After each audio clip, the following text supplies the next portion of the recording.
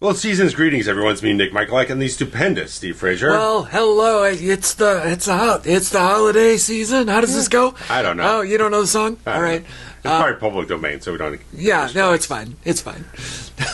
We'll get flagged in the first 20 seconds. It's fine. Anyway, guys. It's a stupid song anyway. Anyway, guys, we are covering Renny Harlin's The Long Kiss Goodnight for the holiday season here. We also have something else coming up afterwards, but for today, we're covering this one. So, guys... you have your own copy of the film. Get your time tab over to 0. Turn on your subtitles to follow along with the story. And we'll sync up with a countdown. So, in 3, 2, 1, play. Am I correct that this was written by Shane Black? Yes, indeed. So, he loves to set a movie around Christmas. Oh, yeah. Most of them, yes. It's a weird little fetish he's got, but, Right. you know, that's fine. I've already heard anyone actually get in an interview and just ask him, what's your obsession? I mean, that would be question number 1, right? Right? Should be. I am not as familiar with this movie as you are. Yeah. I lent it to you A year ago. last year. Right, so. right. And I'd only seen it once before that. Okay. So, this is view number 3 for me. And, yeah, I don't know. So, I might be a little bit more what's going on than you, but it's fine. Everything is fine. Right. It's Christmas time. Kind of thing to mention up front is that this is after Cutthroat Island, which is one of the biggest bombs of the decade. It's directed by Renny Harlin, starring his wife, Geena Davis. Geena Davis is Renny Harlin's wife? At the time, she was. Oh. No longer. So, they were lady divorced with the tropical environments on Instagram is a completely different woman now. Right. I knew he was Yeah. somebody else now. Yeah. But, so, they made that movie, It and then bombed. it bombed, and then they made this movie together. Right. But they were broken up at this point? No, they were still together. Oh, here they were, okay. Let me see if I can grab I thought you were saying that it was in betwixt, that they got... They called it off. 98, so this is 96. So we're from 93 to 98, so kind of in the wake of this, it kind of fell apart, I'd imagine. Well... Not saying that this had anything to do with it, but... Sure.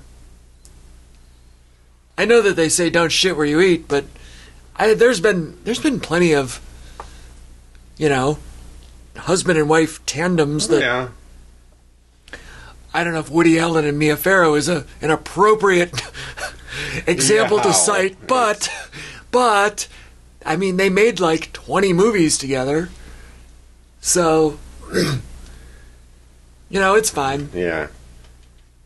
And the last film that Shane Black got produced before this was Last Action Hero, which was not a bomb per se, but it was definitely a disappointment in a lot of cases. Yeah. That Critically, it didn't do terribly well. Correct. Release-wise, they put out right after Jurassic Park, so it got swallowed up a bit by that. As anything So would. It was a lot of... So... Like, so, right off of, like, the coattails of some of the stuff he's had, but, like... Pretty much just writing off a Lethal Weapon at this point, which still got someone else rewriting the script before it got filmed. See, before that, like... Last Boy Scout, again, it didn't make money terribly well. It was kind of muddled in reviews, so I don't know. Kind of an off decade for the man. Yeah, he's, those are 90s hairdos if there ever was, right? Look at him all. I mean, the one guy had my hairdo, so I can't really complain, but... Yeah. And this one, I believe, cost... I think I was looking up last night. It was... Cost $65, got back $95.5 million. So it still didn't break even. Ouch.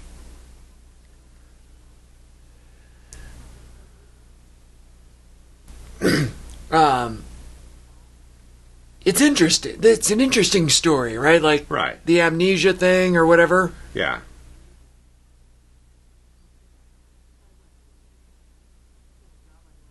And it's so weird to like try to put yourself in their shoes, right? Yeah. Trying to rediscover who right, you are. like the whole concept of like I only know like 8 years of my life or whatever. Right.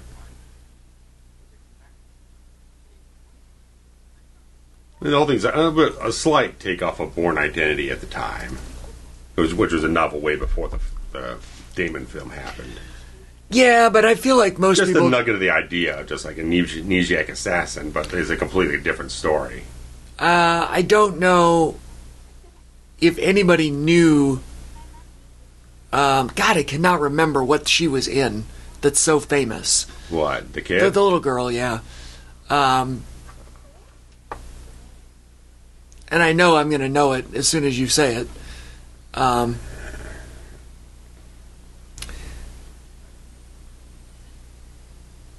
Was she the girl on ER? I don't know. I didn't watch it. Anyway. I got to dig up the character's name. I don't know what her name is. So, that's a cute dog. Maybe Caitlin? Yeah. The whole idea of... Yvonne Zima? That sounds right. Young and the Restless. No. I mean, maybe, but that's I'm not just what... saying that's the first thing they note on here. That's not what I know her from.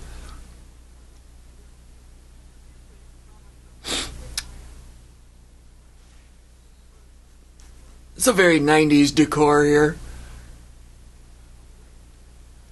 It says it was 2 episodes on ER. Oh, only 2? That's what it says. All right, then that's not what I'm thinking of. Between 94 to 2000, so that's peculiar. Rachel Green. Yeah, that's Dr. exactly who I Green. was. That's exactly who I was thinking of. Okay. But she was on more than 2 episodes. All right.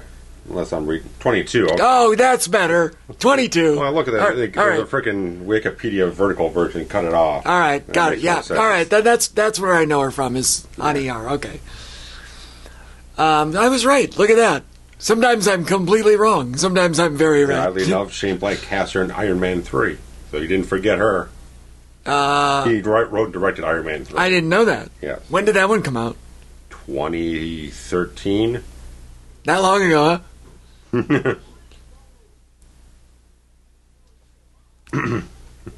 Wait, why does that man still have underwear on? Look at this guy on the right that's kind of a Rob Schneider knockoff.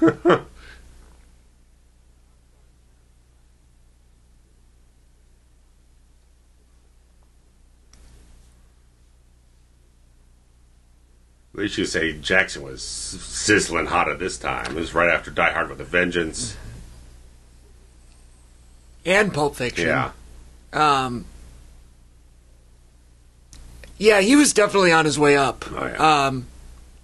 He's going to do Jackie Brown the year after this, which is shot by the same cinematographer as this, Guillermo Navarro, who would end up being Guillermo del Toro's main cinematographer in a lot of projects.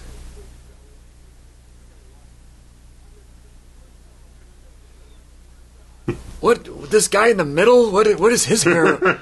He's got a short tie. Look at that. The back piece of the tie is longer than the front piece. It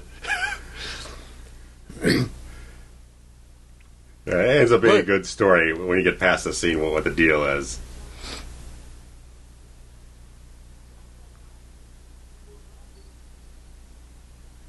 Just dragged a bunch of Right. Homeless hobos. guys or whatever, yeah.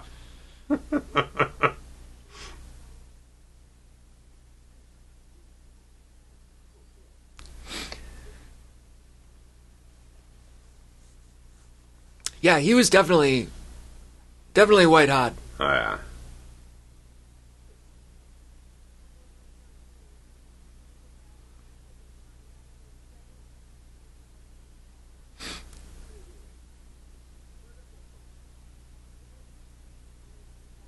Now, I obviously haven't been paying attention. I was thinking about other things. I was trying to, I'm doing more of a visual than I am reading, because, me reading subtitles and watching the movie is not entertaining for anyone listening. So, catch us up here. He's trying to find her, or... Well, Jackson's a private eye who's Okay. been hired by Davis to kind of figure out where she came from. And Okay. he's kind of on and off on the case. I couldn't remember if he was trying to find her for nefarious reasons or if he was working for her.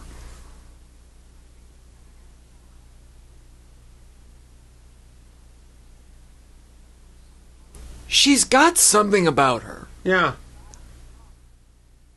I don't know what it is. I can't put my finger on it. Because I don't find her particularly attractive.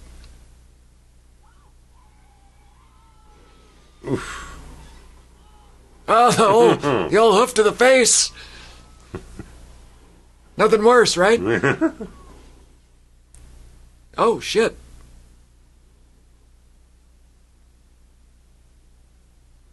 Well, that'll do it.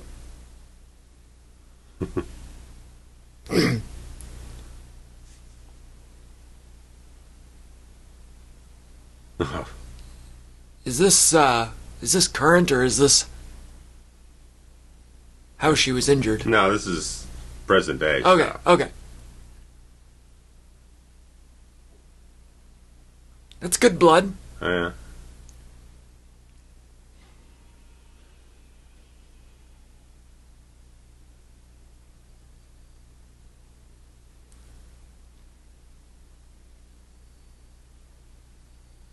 Is she barefoot? Oh my god. Yes.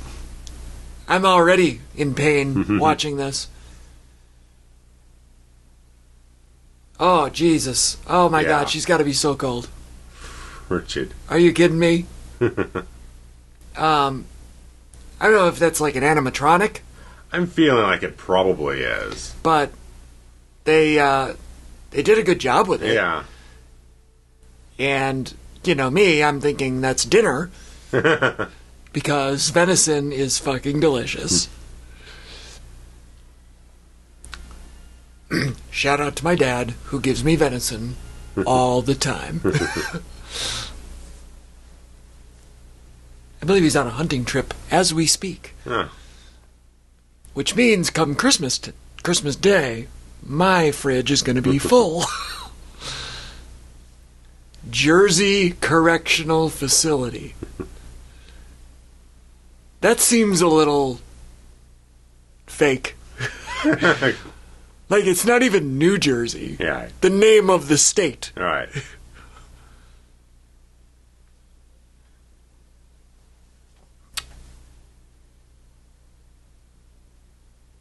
And fucking Voldemort there.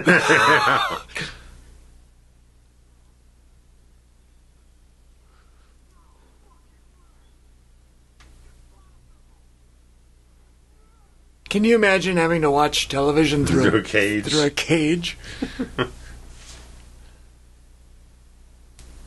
That would be pretty shitty.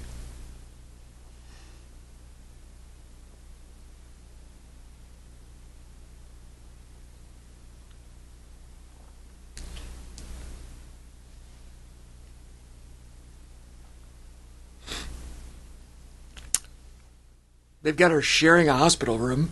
I don't know. Do they still do that? I feel like they don't. I don't know, to be honest. It's been a long time since I've known anybody that was in the hospital.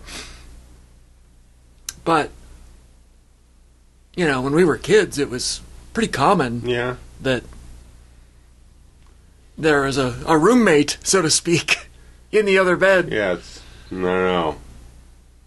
I had my stint. I had my own room, but that was also high infection rate time. Right, sure. My mom had a short stay at one, but she had a big, almost luxurious suite to a certain degree. Well, that's what I'm saying. So I don't know if they do the shared rooms quite as often anymore. Like, you know, the friends that I've had were, you know, either having a baby and then you're on your own, or Sure.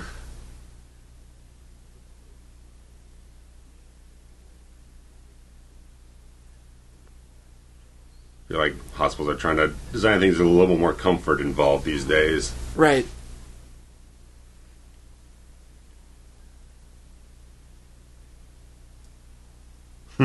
Why do they always portray these estranged marriages as so contentious? Like, is she really going to talk to the kid that way? Like, now? Like, I don't know. That seems so stereotypical, I guess. Like, it doesn't seem real. Sure, maybe.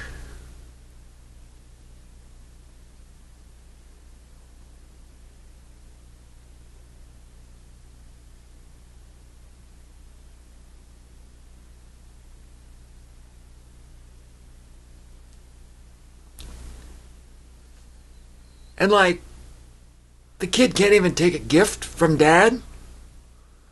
What? I mean, I realize that there's probably situations out there that are contentious like this, but I don't know. It's good. I guess it makes for a good story.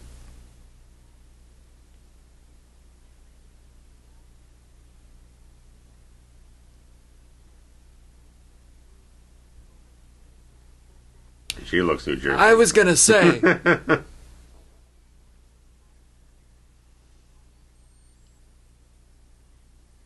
The beer. They're in Pittsburgh, though. Yeah. Like, that's weird. Anyway,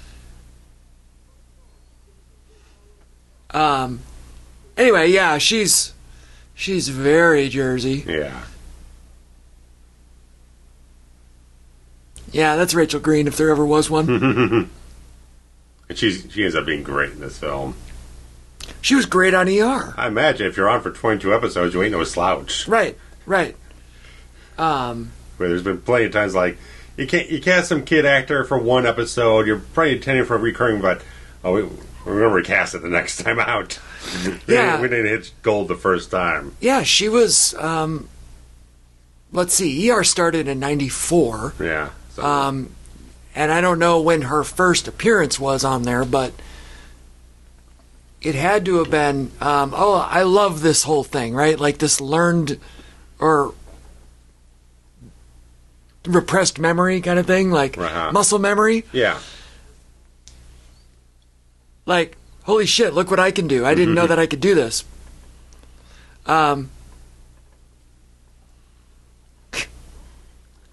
That shit ain't easy to do either. Well, it's not. I'm a chef.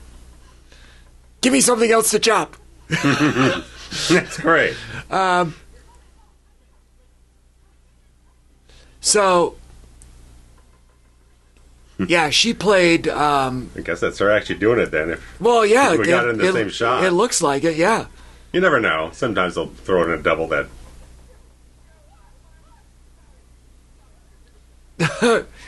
This looks like a fun scene, right? Now, the question is, if you have to do a second take. Yeah, reset all the freaking food. Right.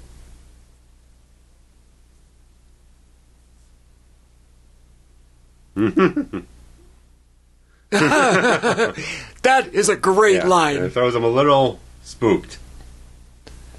There's a nice button on the whole thing that kind of shade it towards where it's going to go. They also had, I don't know if you noticed on the refrigerator, they had that thing with all the little words where magnets where you make the little sentences out of it.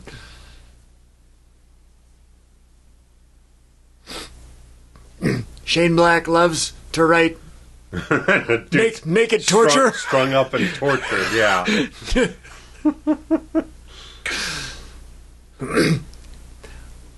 At Christmas. Like, there's got to be some sort of deep-rooted something trauma in the past. In the Shane Black lineage, right? Someone strung up on a Christmas tree and electrocuted right. It's a kid. Working through some shit. Oh, funny.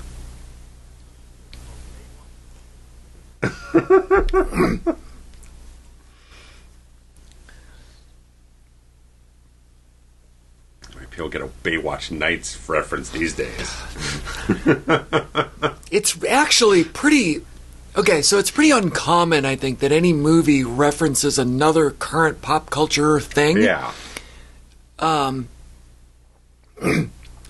And... Ow. That looks like it hurts a little bit.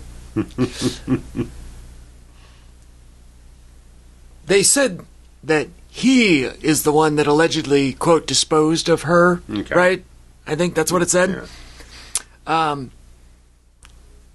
One of my complaints, I know that we're taking a pause from the Stephen King thing for a moment, but one of my kind of smallish pet peeves is that he's gotten a lot more, Stephen King, a lot more comfortable referencing pop culture items and current events in his books than he used to.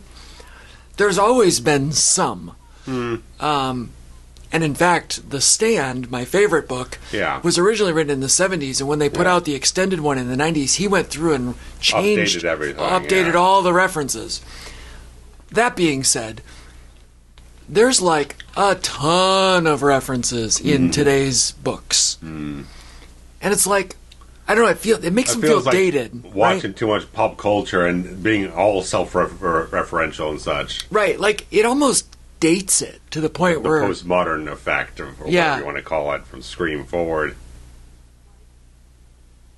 Uh-oh. Look out.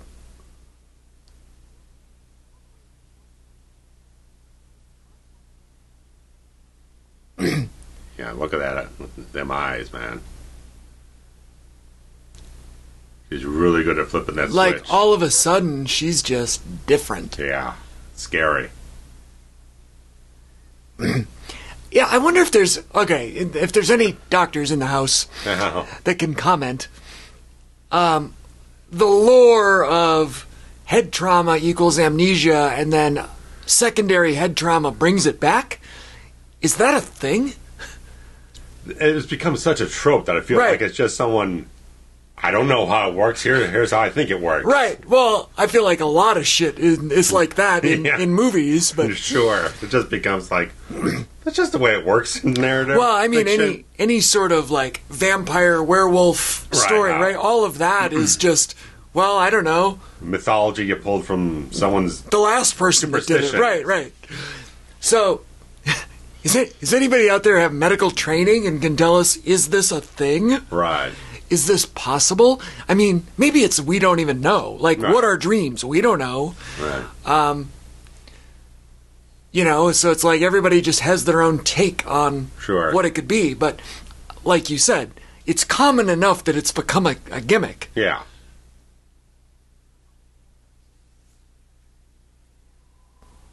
Nobody does this shit anymore either. No.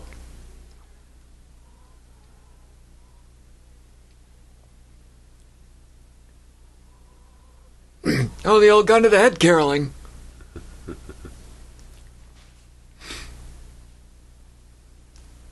You just have a bowl of M&Ms that you greet with? They're singing. They can't eat M&Ms.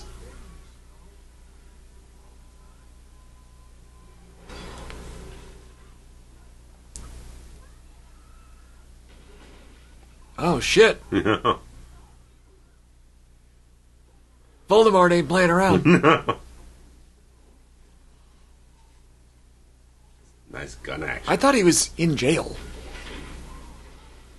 I didn't show how he got out.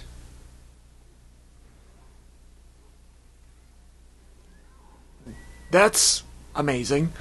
Good shot. I don't know if anybody could throw a child like that, but, you know, whatever. Creative license. The placement of the M&Ms has been very carefully thought out. They're all the red and green ones. Right. Special edition. Oh, there went the sentence magnets. They're gone. Nice gun. I like the action he's got with it. Ow. Oh, right to the face. It's funny because I'm not even looking at the gun. I'm looking at all the... Like, the production design here. Yeah, it's on fire. It is on fire, and what a nightmare if you have to reset. Ow. What a waste of a lemon meringue, right? Ow. Lemon meringue is a top 3 pie of all time.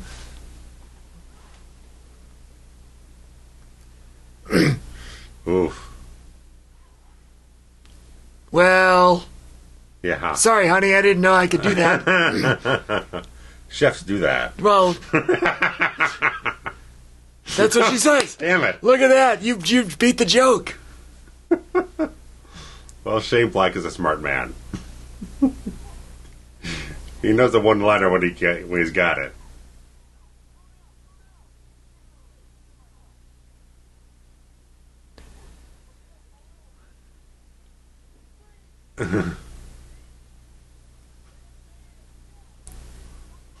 Yeah, don't shoot. Good 90s boxy cop cars. Love those. Light blue, whatever they were. The ones in my town were light, like powder blue for a long time. Then we switched to black and whites in the 90s, right around this time. Sure.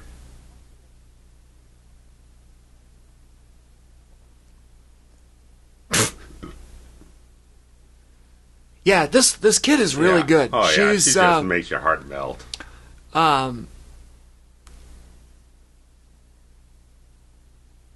Yeah, Dr. Mark Green on ER was played by Anthony Edwards, who had been in a bunch of, comedic kind of things, Revenge of the Nerds and all these weird things. And then he got this dramatic role, and he was like the lead. Yeah, yeah. And then this was his daughter on the show. And then, spoiler alert, because it's been over 20 years, almost 30 years, I feel like I can say it, Dr. Green in season 5 or 6 dies of cancer. Okay. And so she's his daughter the entire time and, goes through that. Yeah. Yeesh. And, I mean, she was spectacular. You'd have to be.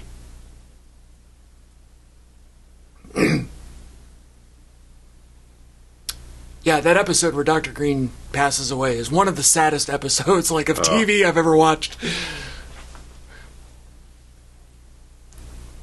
I mean, he was the star of the show. Clooney was kind of the star of the show, but Clooney was only on for about 4 years, and then he went off to be... He got way too big. He did, and he was like a secondary role, Sure, I mean, yeah, when you got him that good. Right.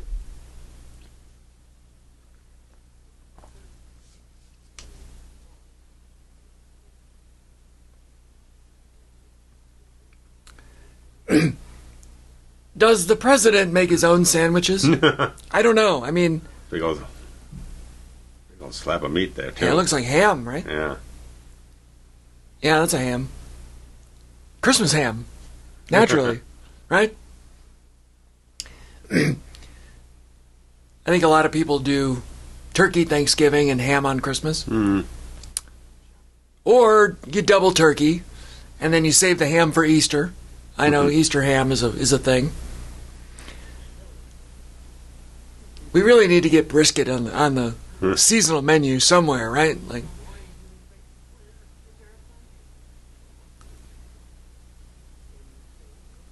This guy has been in a bunch of things. Okay. He always plays a B character.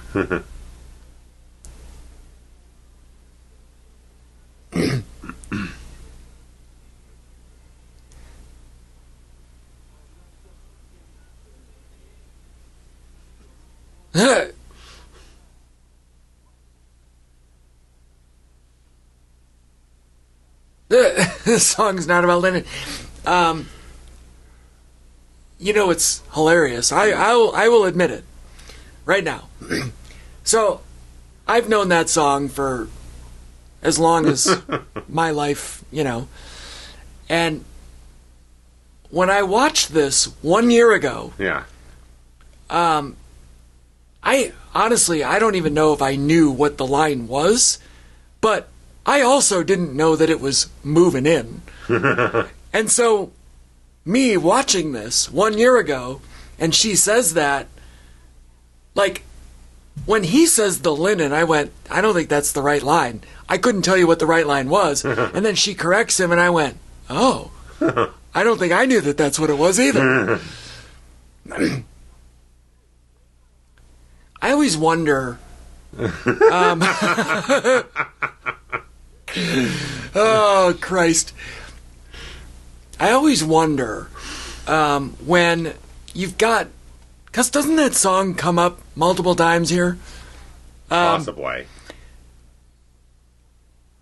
Is it when you write a script, like at some point in your life you become famous enough where you can just say, I'm writing this song in the script, right, and I know that I'll get the license. Yeah. But if you and I wrote a script, and we very specifically wanted Come Sail Away by Styx. Sure. And because it played a plot point in the story, like, are the odds that we would get it? Or do you just write a generic, like, they sing a classic rock song, and you leave it up to the producing team to clear one? Yeah. Like, where's the line, you know? Right. Like, I've always wondered this. I've known to, like, low-budget comedies, like, they tend to, like, use Led Zeppelin. And at this time, Led Zeppelin wasn't licensing shit. Okay. It's like, well, you can't get Led Zeppelin, so they keep going down the tiers until they find someone who's in the budget. Right, okay. So we'll do Rolling Stones. Oh, no. How about The Who?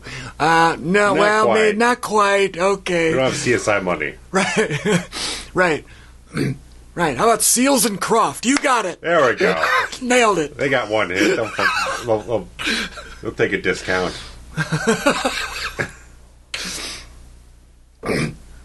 And here's our guy Brian Cox, who we've actually talked about him in a number of films. Couple. Even though, you know, I've known him for forever and ever, and so have you. Yeah. You know, he most recently came to prominence on Succession. Oh yeah. You've known him as the original Hannibal Lecter. Yeah. Lektor. Yeah. Weird. But I don't know if we've ever covered a movie where he was like a big role.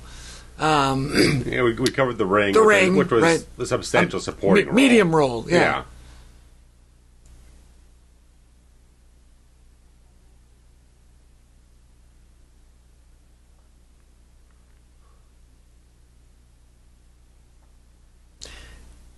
I cannot, for the life of me, wear a goddamn turtleneck. I was say that the turtleneck sweater is swallowing them up a little bit. I love a hooded sweater. I'm wearing a hoodie right now. Right. I don't mind that. There is something about wearing a fucking neck brace, though, that I cannot do.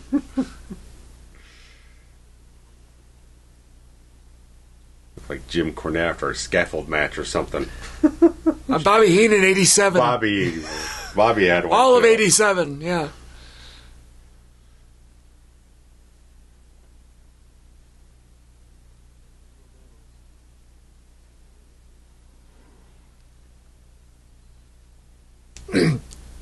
The old Dutch cabins. Might that be the location scout found this sucker? He's smoking in the TV thing. No, that's Elliot Gould. That is Elliot Gould. Yeah, that's a long goodbye, maybe. God, I love Elliot Gould. Oh, yeah. He's one of my favorite Jews of all time. Yeah, he's fabulous. He might be the king Jew. I don't know. Its introduction scene in Ocean's 11 alone is thing of legend.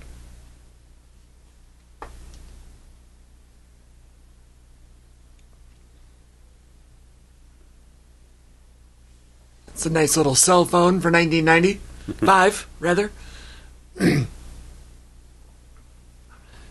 Not even a cell phone, really. I guess that's just a mobile phone.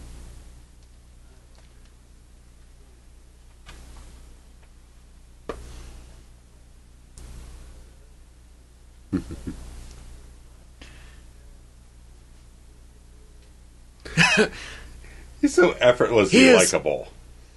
Yes, 100%. He's basically riffing on the Babysitter Blues there, right? A little bit, yeah. I was listening to some Albert Collins last night. Were you really? Oh yeah. Like, this is my flavor. It's not really my flavor, but something about Chicago Blues Yeah, I was searching that up working on a script last night. Need some vibes.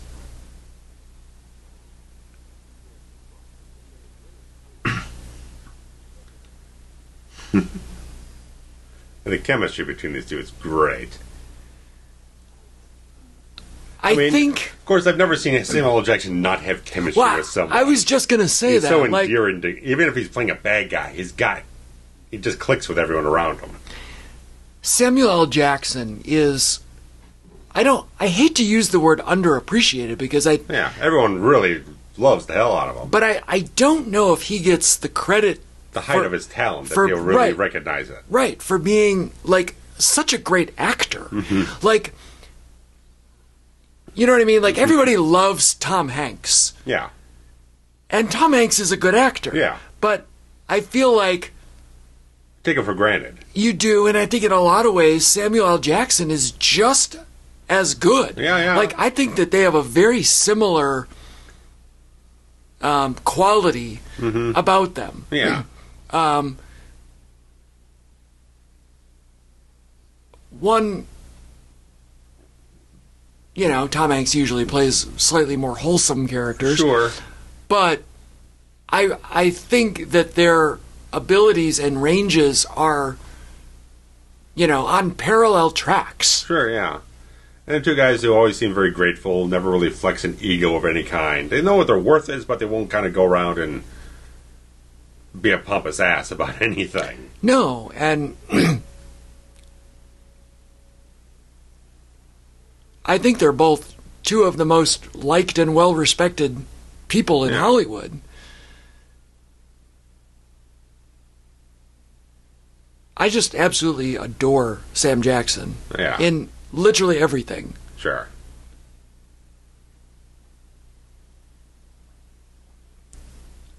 What do you even use that for? I mean...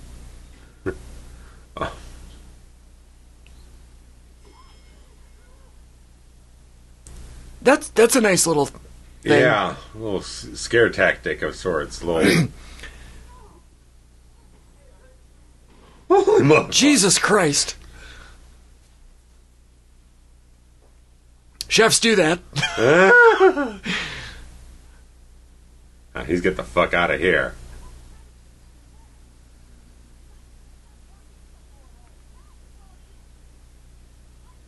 Well, I like how Black is... built the entire gradual peelings of the layers. Well, it all starts with the reverse head trauma. All right. And then... Oh, shout out to Marion, Illinois.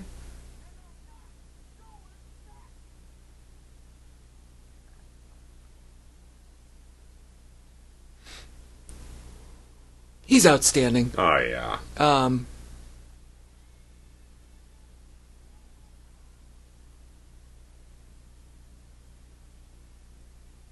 I don't know what I was going to say. Oh, well.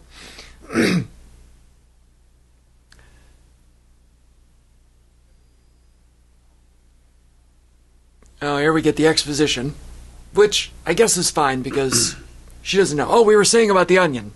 Sure, yeah. And I like it's a story plot. So, you know, she's very slowly having sensory memories that trigger whatever. That's good. That's a good idea for it. Not just comes back randomly. It just right. There's something that triggers it. Right. There's always a purpose or a reason or a cause and effect. All right. Which goes back to that old thing that we've talked about for 100 years now, that I learned from South Park, is that your plot points should not be this happens, and then this happens, and then this happens. Right. It should be this happens, and then because of that, this next thing happens. Right. And because of that, the next thing happens. Right. So you don't want just random events. You want cause and effect. Right. Storytelling 101, brought to you by us. Thank you. Well, we usually try to put things into kind of screenplay perspective.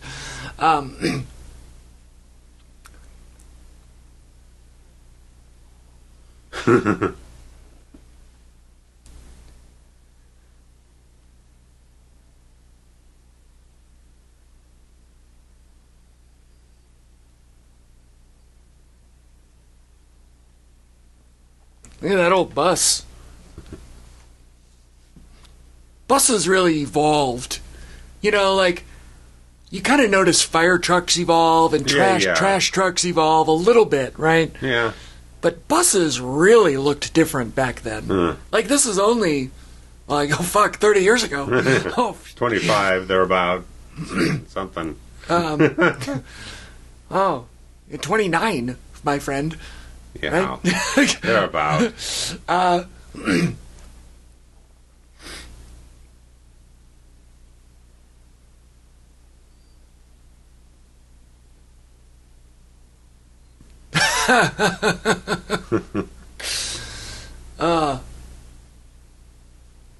This looks like it was a bank or a... Yeah, it looks more bankish, yeah. Retrofitted or something.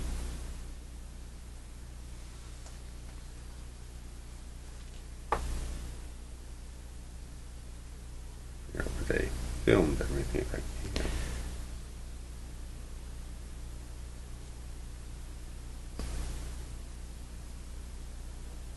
Yeah, like, I feel like this is a museum or a converted train station or some shit. But they shot some stuff in Ontario. Well, everything's cheaper up north. Shout out to Tim Hortons. Great donuts. Timbits.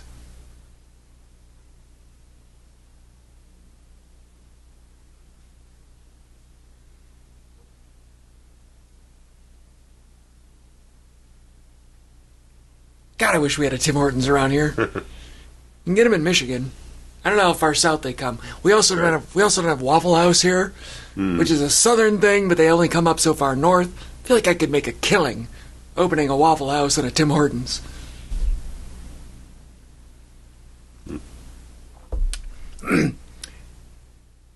Now, here's another really cool plot point, right?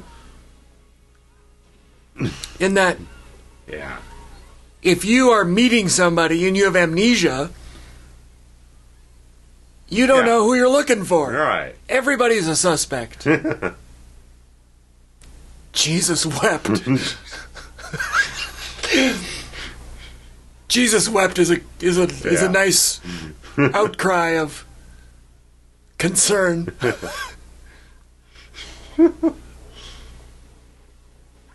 Down goes the bellboy. So is it a hotel bar? Is that what we're... I'm guessing so. That feels right. Oh, even though, I mean, it looks like Union Station in Chicago. Complete with the pew benches and the marble staircases and... Well, he was taking her to the train station. That's what this is. Oh, so it's just the bar at the train station. Yeah. All right. Everyone at home's like, you idiots, aren't you watching the movie? Sorry, fellas. And ladies. I know we've got some lady viewers. Stairs down to waiting area looks like it's slapped up there. A little bit, maybe. Oh, fuck.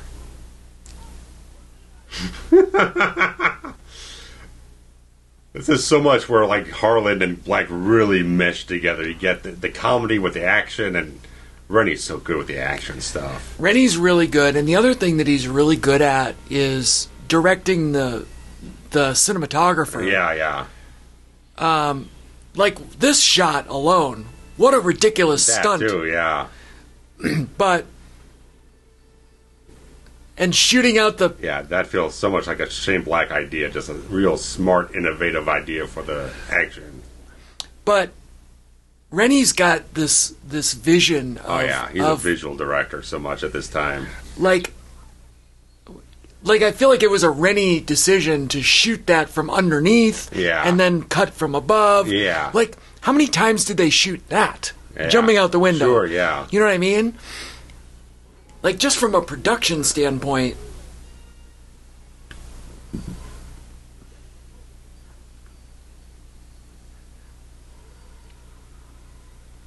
Yeah, It's all real sharply edited, too. Yeah, the Renny Harlin has such a specific vision. Yeah. As we covered Die Hard 2, Cliffhanger, it all feels right in line with what he did in those films.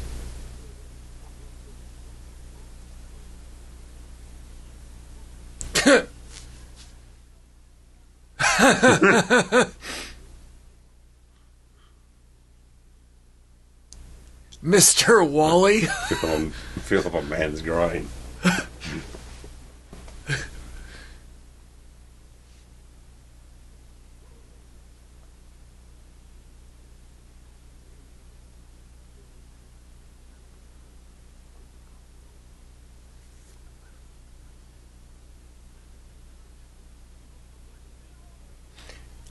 This feels like a midpoint. Is this the midpoint of our movie? No. Oh, shit. Only 45 in. Doesn't this feel like a midpoint? A little bit. Where you're getting the perspective that, like... I think I know what the midpoint will be. Okay. I'm just saying, like, she's learning information about herself that changes her perspective. Yeah. So that's... And even though he was introduced before, he's, like, part of it now. Yeah, he's you know in what I the mean? thick of it. So, to me, those things combined felt midpoint enough. Yeah. But if there's even a better pivot... Oh, yeah, there is. Then, all right, well, look at... He's also wearing a turtleneck? Yeah. Is it the same goddamn turtleneck? Seems close to it. Did he just give him his clothes? Is that what's happening? I feel like that's what's happening, right? He gave him his right, clothes. Well, because they're all covered in soaking wet, cold water. Right. But it's such a testament to how well constructed the screenplay is up to this point. It's like there's no fat. It's all very tight, concise evolution of the story.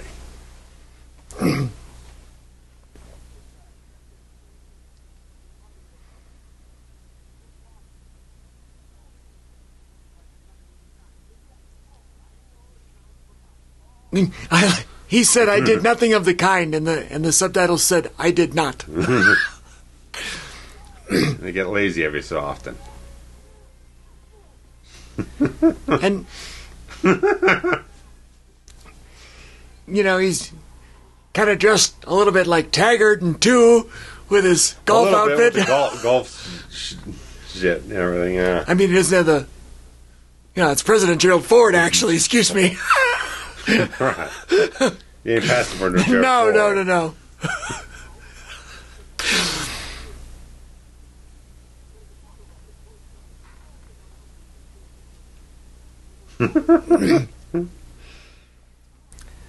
You give Jackson comedy, he's going to nail it all the time. And he's going to embellish more upon it. He has that, like, innate X-Factor ability to do dramatic comedy and comedic drama. Yeah. And he can play both, both ends, but he's got a way of making all of the things... Oh, hack! Yeah. Robert Morse. David Morse. Another stellar actor, indeed.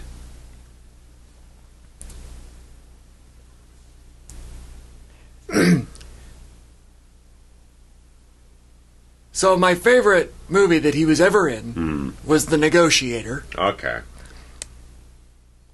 Which was one of my favorite movies of that entire year.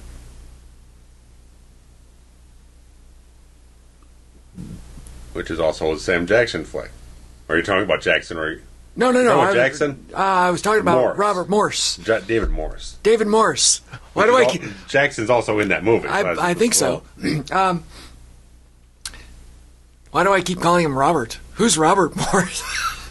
I don't know. David Morse. Robert Morse College? I don't know. Maybe. I'm going to look up The Negotiator.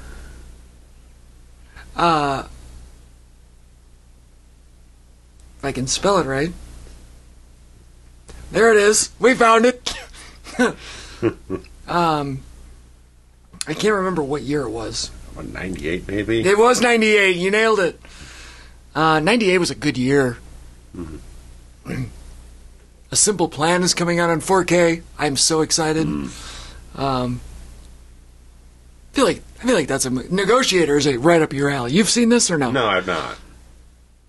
Negotiator, I mean, if you're one of the people that can get past the Kevin Spacey thing. That's the thing these days. I don't care.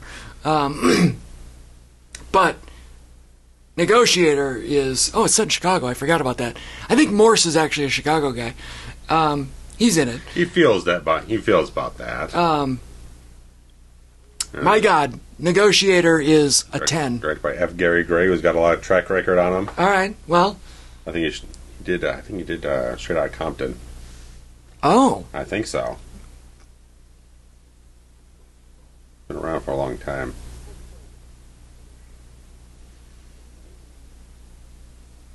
No, Morse is from Beverly, Massachusetts. I don't know if he's spending time in Chicago or not. Well... No, sometimes you're wrong. It's fine. I'm wrong a lot, actually.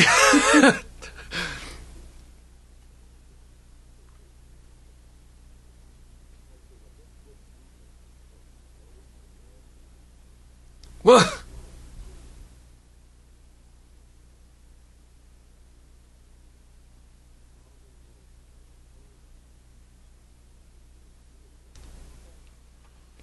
I like that we almost, I mean, it's like a Mexican standoff, right? Like everyone doesn't trust anyone. Right. And the one person that... Sam thinks she can trust people, but she's still jumbled all up in the head. She really doesn't know the full story of anything. Right, and so... And the people you think you trust, no, you shouldn't be trusting that person at all. So it's great screenwriting material in that regard. Well, you kind of have endless possibilities, right? Because anything you say... It's all built-in twists. Right, it could be not correct, because it could just be a... Right. As the important thing, not to get too twist-happy. Some screenwriters will get way too much into it. It's like, settle the fuck down. Right, like, you don't have to have everything be a twist. Right. But you do have to have somebody tied up and for torture.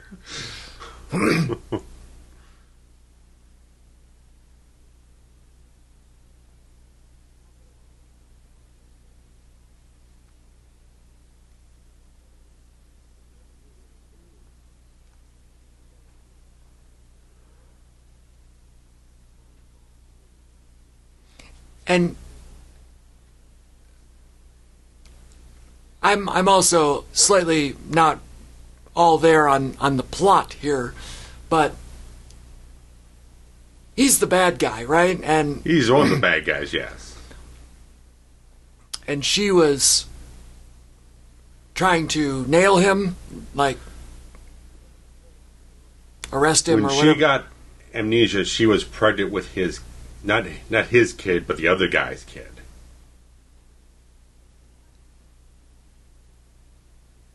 That guy? Yeah. Smarmy guy. The Ben Affleck wannabe? A little bit. He's got a little bit of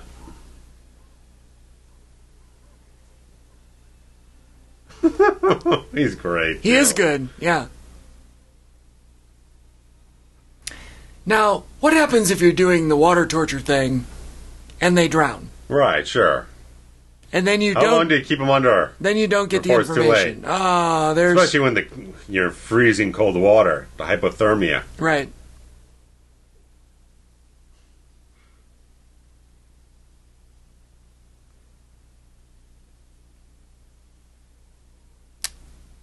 What, are we to the point where you thought we were at midpoint? Or no, not yet? Almost. Not yet, okay.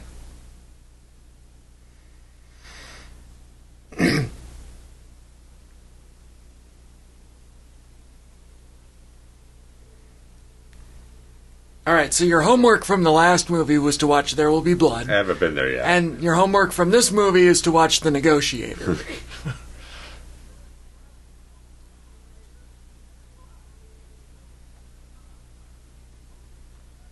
She's got some muscles on her, which I guess is fitting for the character. Yeah. So.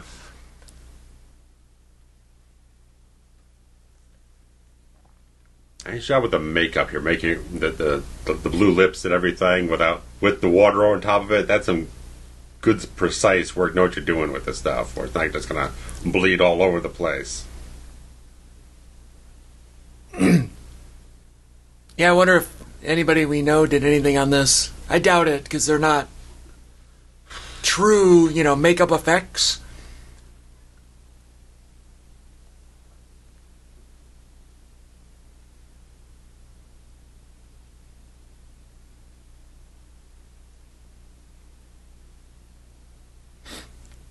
There's that switch. Yeah. I love it.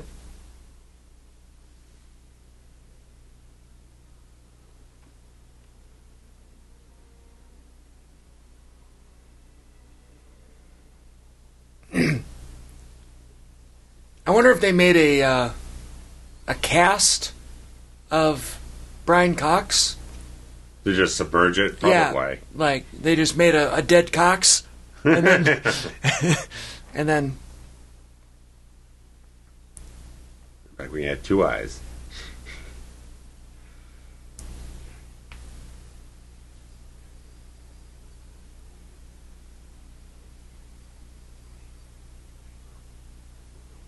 Doer and dumper. That old mantra. Hashtag dumper.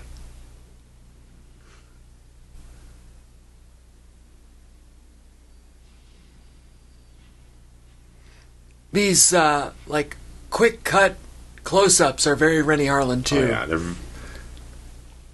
feel a fair bit 90s to a degree. But not in a bad way. Now he only has one eye. Which means he can't shoot a gun.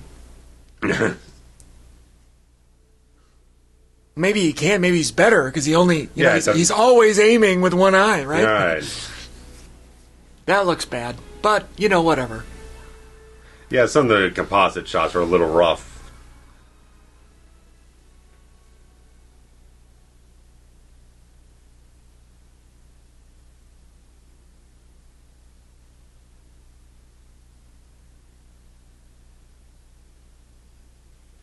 The purple under the eyes is really good. Yeah. I did quickly look through the makeup and special effects. There was no names I recognized, so there's nothing she looks in our vein. But yeah, that's great. Really good work. makeup.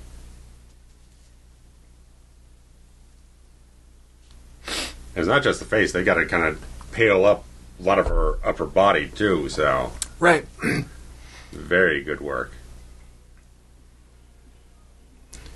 Right, because you got to think like the blood flow from the arms. Yeah.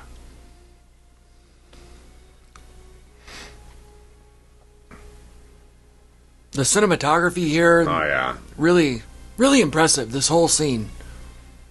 Navarro, I mean, he'd been working with Robert Rodriguez, Desperado, From Dusk Till Dawn. He's a really great cinematographer. From Dusk Till Dawn might be a fun one to cover on this channel at some point. They've been talking about a 4K for like 2 years. We don't know when the hell it's supposed to show up. Oh, Mr. Wally. Mr. Wally. Hey, see, that's a great thing. You set it up, you pay it off. It's not just there for a gag. Look at the water droplets on her face when she's underwater. Oh, yeah. Like, that's outstanding. Yeah, you don't just talk about the dick gun and then not have him come into play. Right.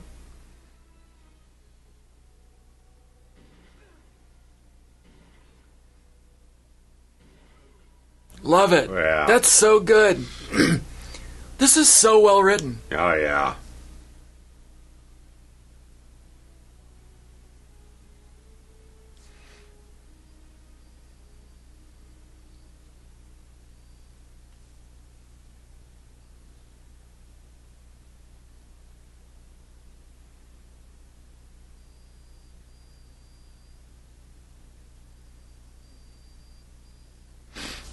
Oh, naked Jackson. It's fucking roots now, boy.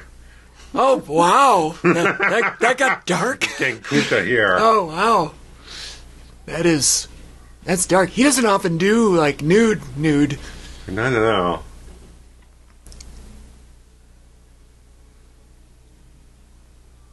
I mean, it's winter. Mr. Wally. Oh, yeah. Mr. Wally has got to be a little... Wally's not very long cold. right now. Oh. That looks like Atlantic City. Oh, yeah. I don't know if... I mean, they're in New Jersey, so that would make sense, right? Yeah. Oh, that's the Trump there? Taj Mahal? Yeah. I think Taj Mahal was the Trump. But not to be confused with the convention center, which is the Boardwalk Hall. Right, which is the site of WrestleManias 4 and 5. Right. Which is in the middle of the thing, not actually attached to the Trump Hotel and Casino. Right. He paid for the naming rights, basically. Yeah. Yeah, so this is the whole midpoint where it switches from Samantha completely over to Charlie.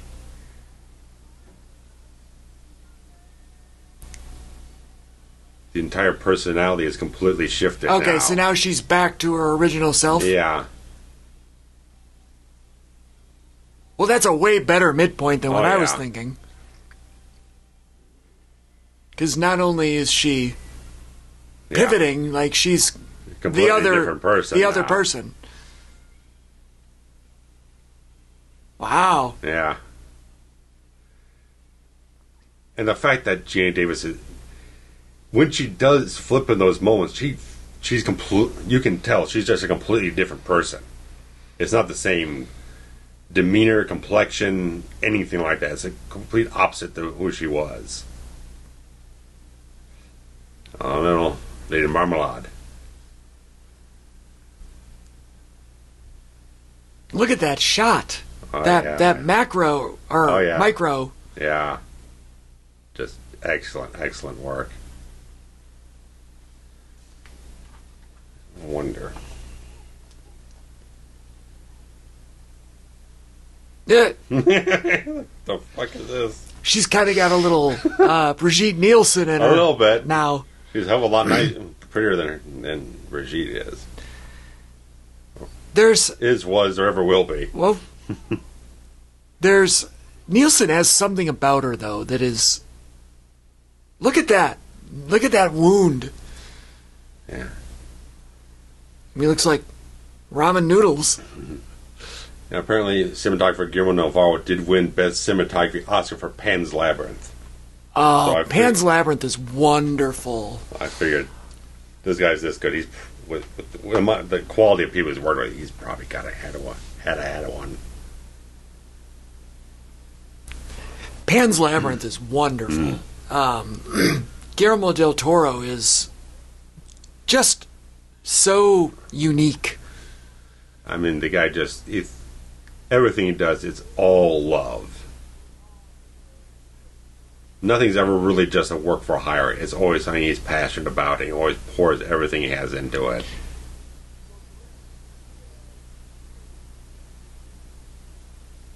I wonder if he was also the guy that did The Shape of Water. But... which I was not a fan of.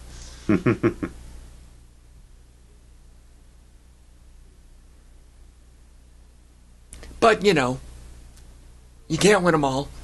I feel like a lot of times the movie that I think is the best picture is usually in the running, but always a bridesmaid, never a bride. Yeah. Different DP on that one. Okay.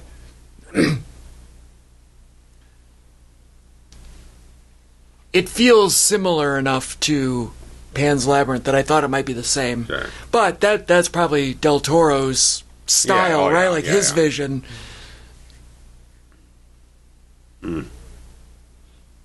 But the cinematographer on There Will Be Blood did win. So, Deacon, right? I want to say John Deacon, but that was the bassist of Queen. Roger Deakins? Roger Deakins? Yeah. Shoot that one. I think. Let me double check this time so I don't double down on something wrong again. Yeah.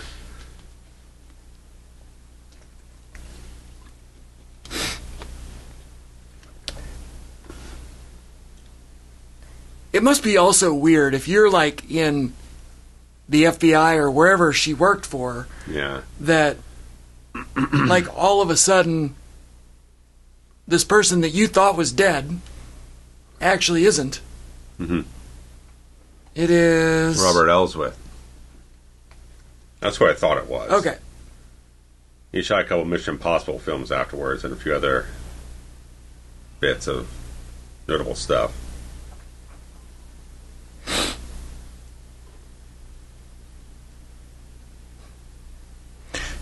He shot that Trick or Treat movie that has from '86. Oh, the yeah, Skippy one. Yeah. I want to say sorry. Gene Simmons is in that for a minute. There's a film to talk about on our next commentary that was shot by Wally Pfister way before he knew anything about Christopher Nolan. This guy, he shot Boogie Nights. Yeah, Ellsworth is a P.T. Anderson guy through and through. Yeah, Punch Drunk Love. He shot Geely, one of my favorites, biggest bomb ever.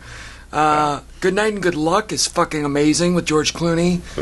Yeah, he's a top. Michael Clayton, also a Clooney. That one's awesome. So good. Tony Gilroy flick. Yeah. He shot The Town, Ben Affleck callback. Great film too. The Bourne Legacy. I wasn't a fan of that one. That's the one you don't like, right? Yeah. Let's see. Yeah, so I mean, he's got some really good stuff in there. Yeah. Ellsworth's great. But There Will Be Blood is the one he won the Oscar for, which was the same year as Michael Clayton, and both were nominated for Best Picture. So, good on him, right? Yeah, thoroughly endorsed Michael Clayton. You got to see There Will Be Blood. And The Negotiator.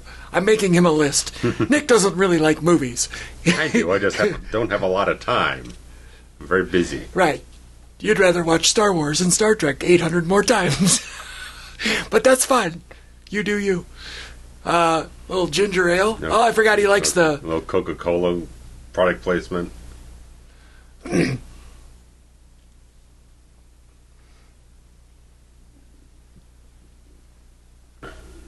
don't they just found the place and have this, whatever this is, this design element in it, or they thought it up themselves? I don't know. I mean, it's Atlantic City. I'm sure they have a few. Oh, things that are yeah. bordering on the gaudy. Sure. I mean, that is a great line.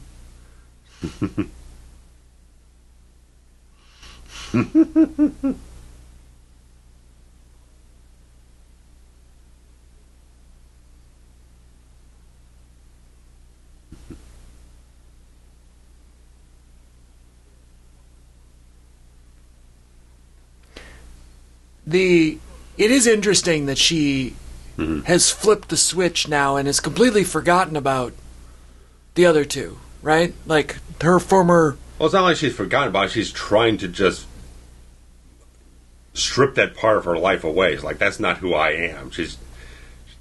It's a great internal conflict. Because she lived this other life that was just a manufacturing of a cover she had. But then she ended up thinking that was her life. And now she's back to being the person she was before, and she's trying to reconcile everything and trying to fight against it. And that's how the story goes along, trying to come to terms with the whole thing inside of her own head.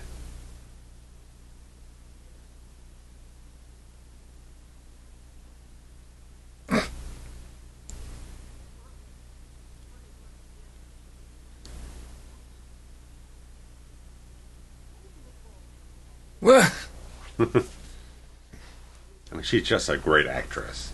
She's done some really fabulous work.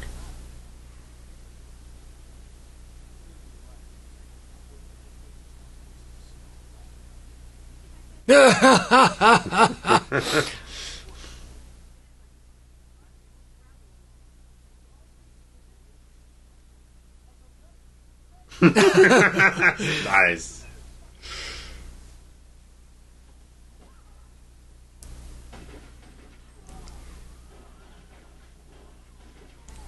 Yeah, this is a good little sequence. Yeah.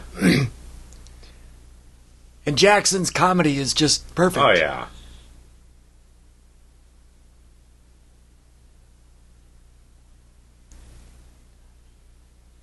And Black just excels with the buddy dynamic stuff.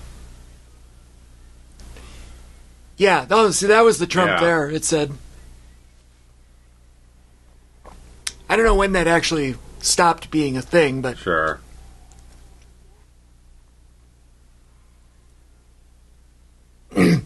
But in case we miss it, we have a Trump building in downtown Chicago, which is a fucking beautiful building. Yeah. I love the building. I've been inside it once. I was never in it, but it's right on the Chicago River. Yeah.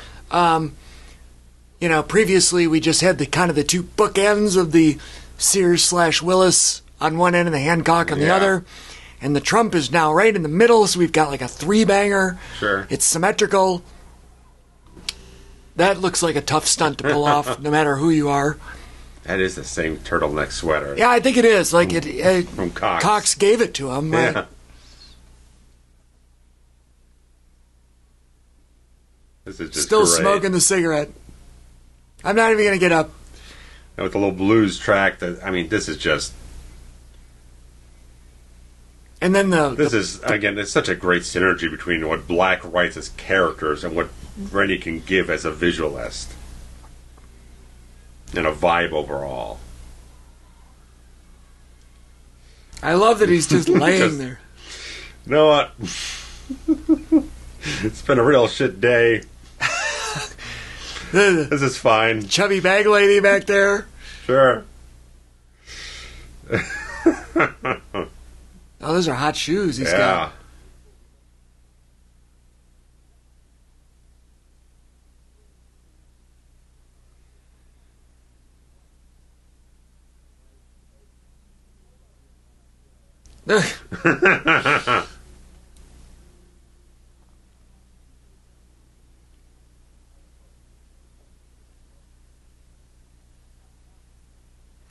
The 227, the great television show. Washington, D.C. That's right. Mary. I love Jack A.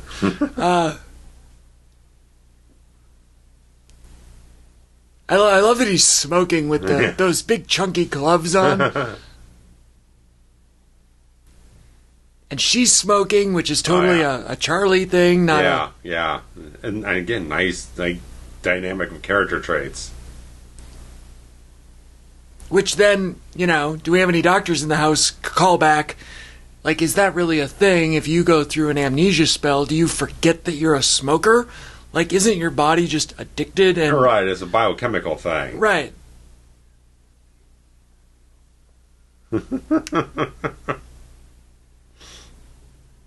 Driving Miss Daisy is a great fucking movie. Winner of Best Picture 1989. Don't know if it necessarily deserved to win, but... This is great.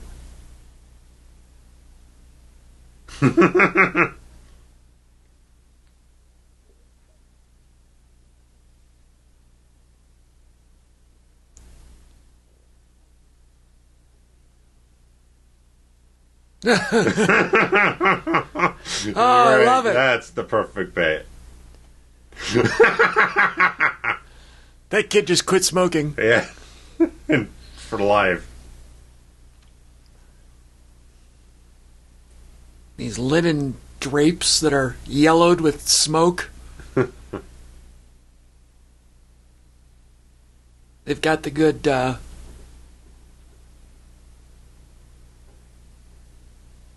good wallpaper here. I mean, not good wallpaper, but good 90s. Wallpaper. Yeah, appropriate time-sensitive wallpaper.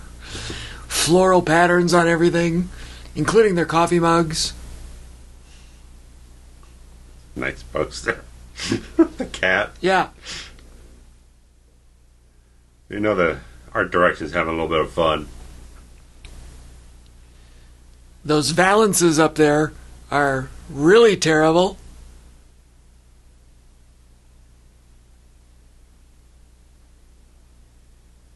Got the paper chain thing hanging back there. We used to make those and cut them off, count down to Christmas kind of thing. Cut off a rung.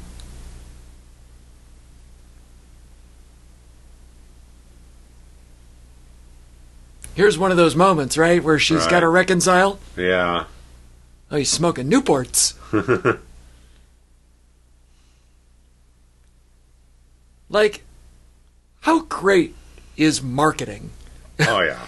Where you see the teal box. I don't have to know that it's a Newport.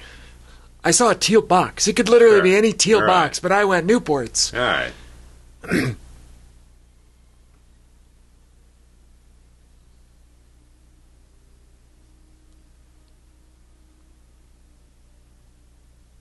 God, that's so fascinating to me how we have that thing where the marketing people create something. Yeah.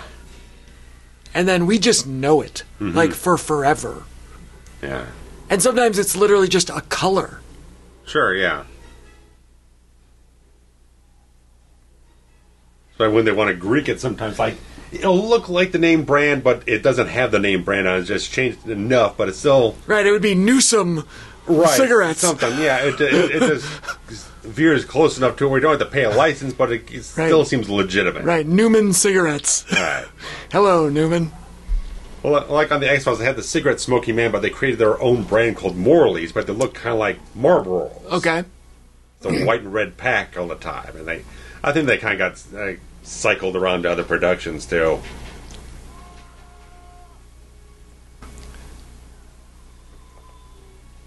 And a little callback to the skating. Mm-hmm.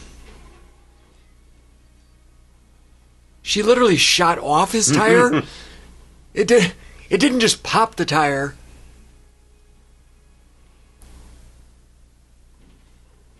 Oh, right in the neck.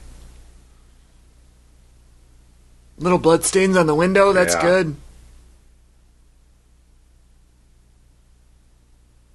Who is this woman? What the fuck is going on here? You'd think by now that he wouldn't be any, wouldn't have any surprises. Sure, but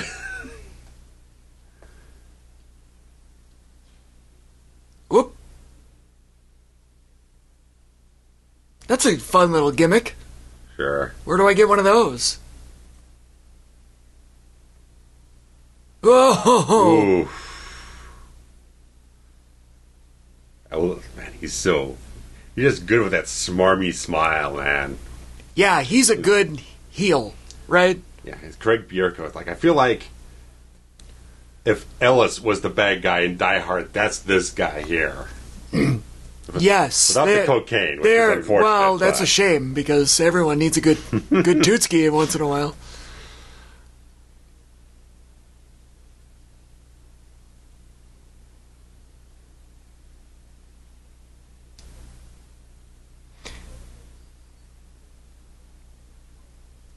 The scar tissue on his face is good, because every half hour here they have it like slightly more healed.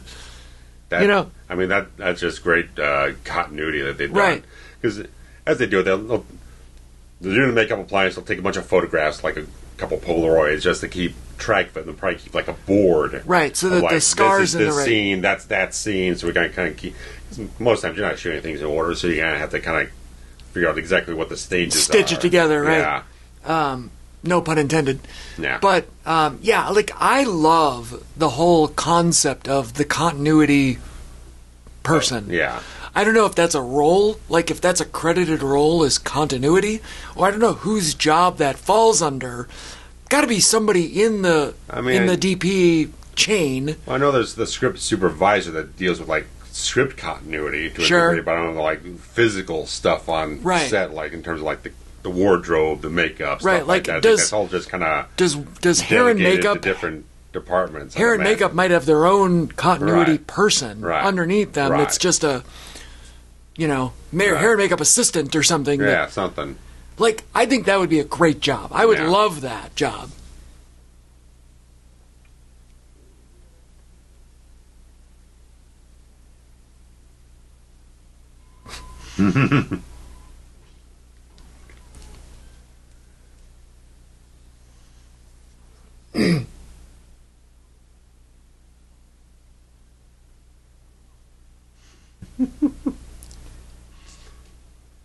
I was looking at you, so I have no idea what's going on.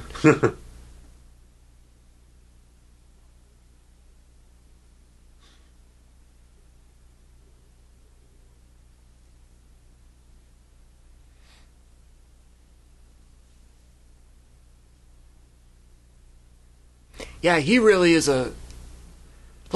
he could be a leading man. Yeah. Right? Like, yeah. he's very model-ish. Oh, yeah. You know? Give him a shave. Right. He is absolutely your romantic comedy lead or something, yes, too. 100%. You give him that 5 o'clock shadow, or I guess 2-day shadow, and he is a heel of all heels. Oh, yeah.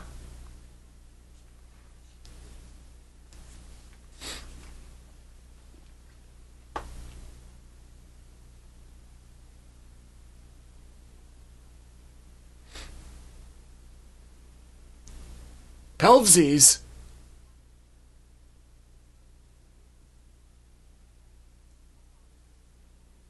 Niagara Falls. Slowly I turn. Operation Honey. Where in the world did Niagara Falls become the honeymoon destination? I have no clue. I mean... Probably does good marketing. Well, yeah, because it... I mean, I guess the United States didn't have a ton of, like, kitschy, touristy destinations, you know? Because I feel like it's an old-timey thing, right? Like, your honeymoon... Feels like it, you know. I've been in Niagara Falls a dozen times. It never gets old. It is one of the most gorgeous places I've ever been. Like, the actual falls. There is a section of town that's very, you know, so tourist trappy, like Wisconsin Dells kind. Yeah, there's some places. What's the one in Tennessee? Or is it? What am I thinking of? I don't know. No idea. It'll come to me.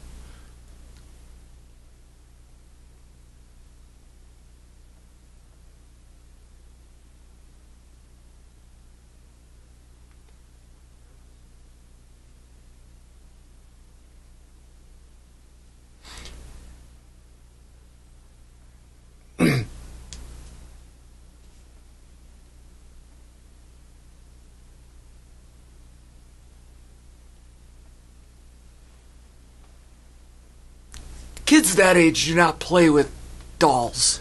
Not those, anyway.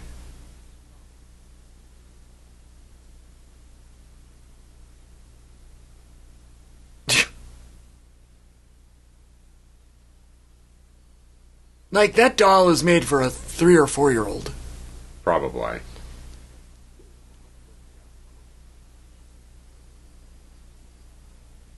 That's a good line.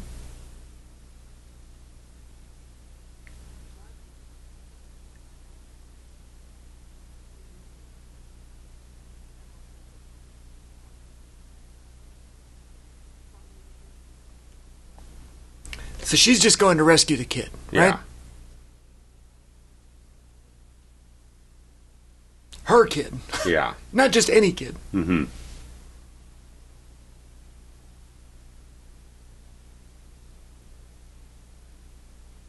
Another good line. Mm-hmm.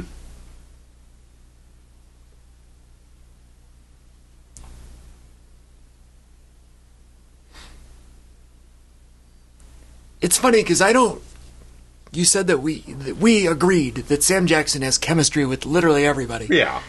But I don't see him having romantic chemistry with anybody. Not typically, no. With anybody. I can't recall much. I've seen him do that type of role before. Right, like, you know, obviously he's had wives and whatever in movies, but I've never seen him be sweet in this type of way. Like, I don't know if I've ever seen a Sam Jackson sex scene. No. Where, like, even if at all, or one that stands out so much that it's like, excuse me, where you think of him as, you know, that kind of steamy, right, romantic type. I mean, I think when we all did Die Hard 3, it was the fact that you mentioned Jackson got his, like, boom late. He's, like, almost 40 at this time.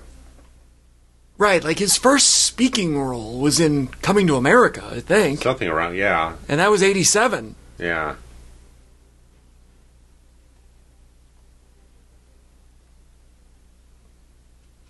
If that wasn't the first one, it was the first one that, like... Close. I think it might have popped up on, like, Miami Vice or The Equalizer or something. Right, but, like... For a heartbeat or two. Sure.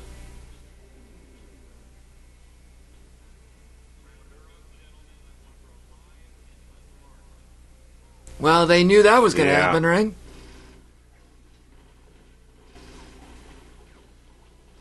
And they've got 300 Uzis. Oh, yeah. And she's got one. They got body armor and shit, too. And she's holding a kid, and nobody's been injured whatsoever. It looks pretty. Oh, yeah. Would she fall in the coal mine? Is that what... Went to kerosene. Well, I know, but they're in... That is kerosene, yes, but... In, like, the boiler room. Yeah, but they fell down a ramp into, like, a coal chamber. Intriguing.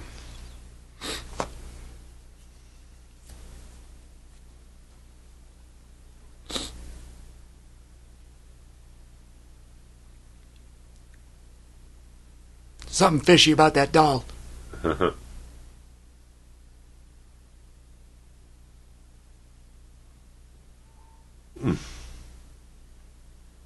He gets put through the fucking ringer on this movie, man.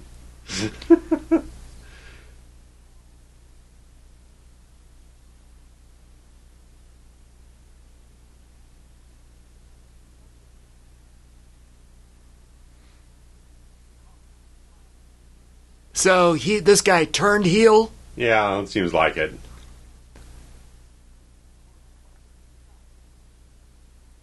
I feel like he was one of her bosses or something. Yeah, it feels like CIA or maybe kind of Congress or something in between.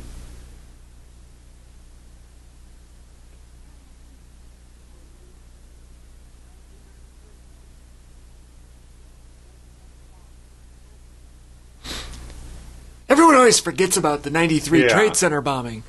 I think the guy like drove a truck down into the underground. Yeah, the underground parking garage.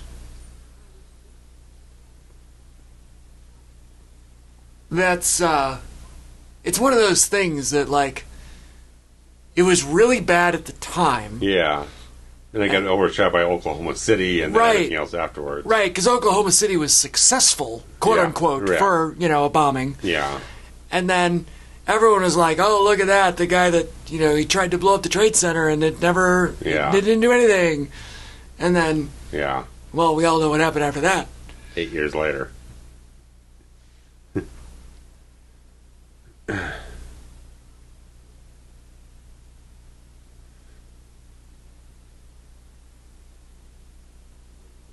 There were two events. That's nice. There were two events in history, American history, that took place on the same day.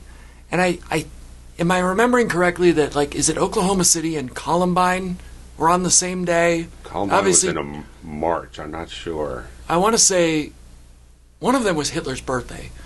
So Oklahoma City was, I think, like April 20th. So, yeah, if you feel that's about it. All right. Well, not that we need to go down this road. I just, American tragedies. Mm-hmm. But it's part of the plot here. They're trying to set up a fake terrorist attack by putting this frozen body of a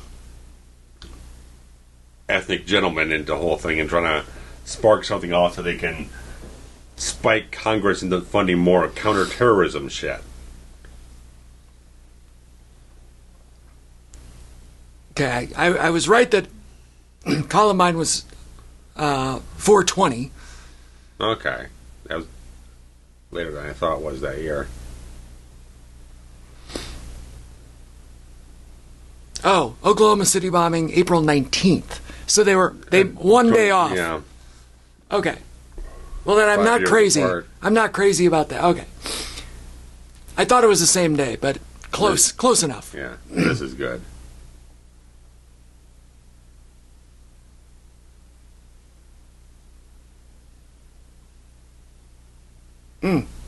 Rachel Green. You're Dr. Green in this scenario.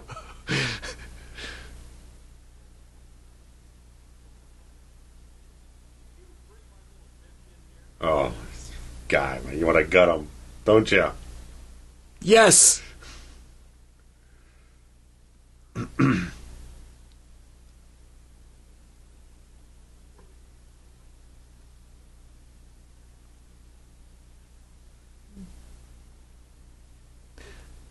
Like, what a despicable man. Oh, yeah.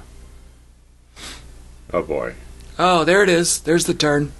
You were right. That Alan Silvestri music, man, just making you feel the moment. And I like that they're, what are they, in some kind of meat locker? Because Oh, yeah. look at the stuff on the, oh, they are in a true meat locker. Oh, yeah.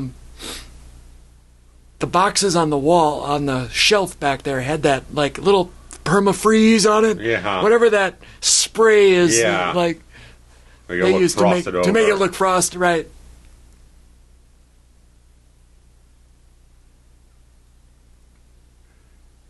But yeah, at this point, you're so on board with her character. You're just dying to see this guy get it. And let's turn it to negative 50. Fahrenheit for those abroad. All right. Which is, I don't know, negative 100 Celsius, I don't know. Just insane. There's no reason for any room. Like, you couldn't even get that cold. You could not cool this room to negative 50, by the way. Think it's possible. It's not possible. And you certainly couldn't do that to the ground if it were negative 50 in there. Yeah, it would be or negative rock 20. hard. Like, you might could as well be trying to chip away at titanium. You could literally just keep it at 0 Fahrenheit. And still kill anyone. That's fine. You would be fine. All of your meat. In fact, right. At negative 50, you've ruined your meat. You've ruined it. It's done. And no, there is no movable dirt in a room such as this. No. Look at that icicle hanging to the right there. That side of beef.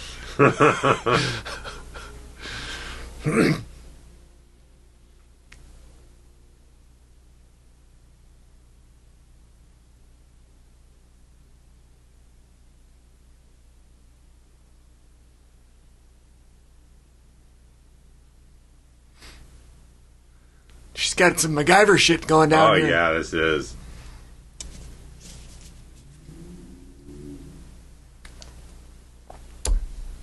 The doll goes pee-pee.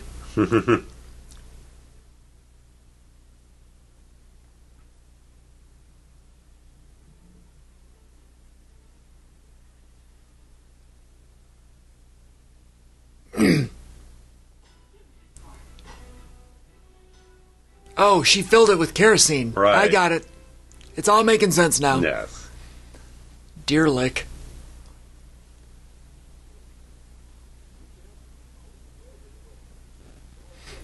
He has been tied up. Beaten up. More than... Oh, God.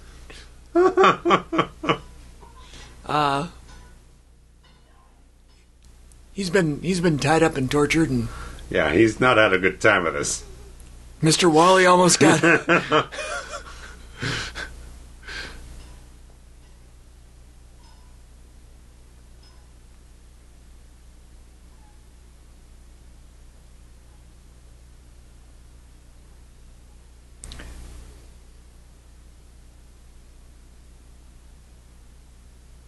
Look at that. Oh, man. This moment gets me every fucking time. Really? Just like, because she gave her the matches to light the candle. She always lights the candle in the window to wait for it to come home. But it creates such a heartfelt quality in the middle of such a... Look at Nick's over here getting emotional. I love it. A suspenseful tension scene. Well, it's another really good use of the idea that nothing is wasted. Right.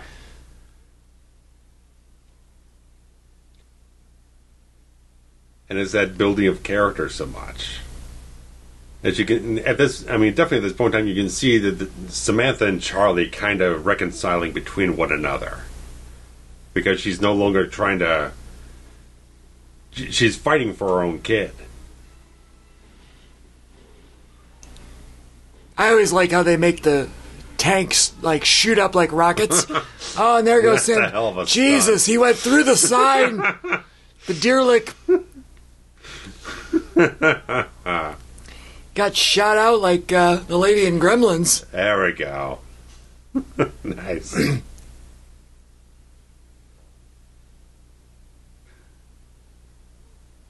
Mrs. Deagle? Deagle. Mrs. Deagle. Deagle.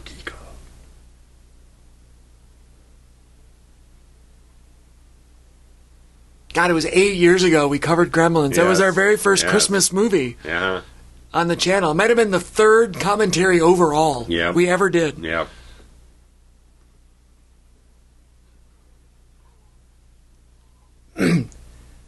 So if you want to go back and watch some of the other Christmas ones that we've done, We got a playlist.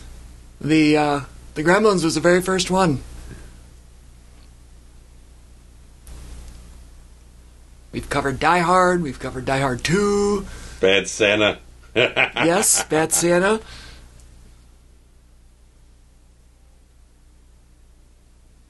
We've covered Lethal Weapon, although we didn't do it for Christmas. No.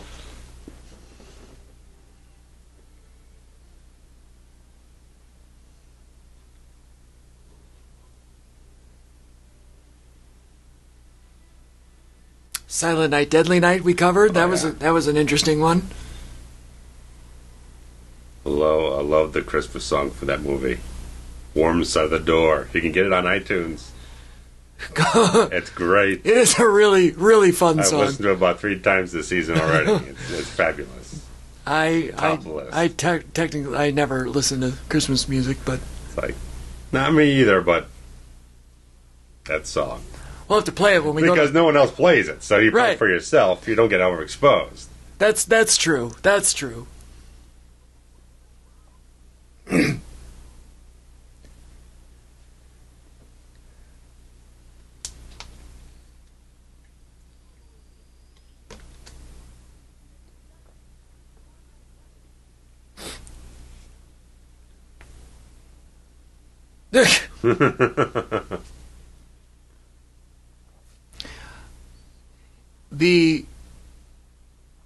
I was gonna say something about the character of Mitch, and how he's kind of changed, his character arc. But I feel like he really hasn't had one, in that he starts off being, her employee, I guess, but contractor of sorts.